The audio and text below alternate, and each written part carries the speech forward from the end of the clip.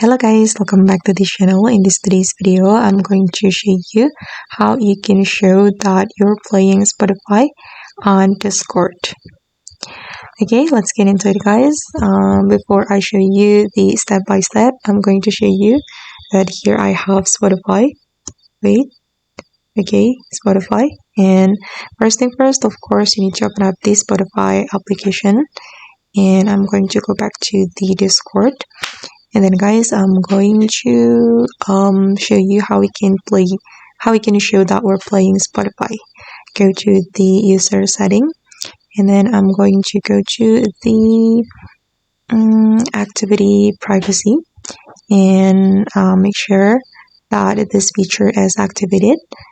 Share my activity, and then go to the registered games, and yeah, here you can select Spotify. If the Spotify is not detected, you can add the Spotify here. Just select Spotify. Okay. And it will be detected that now you're playing Spotify.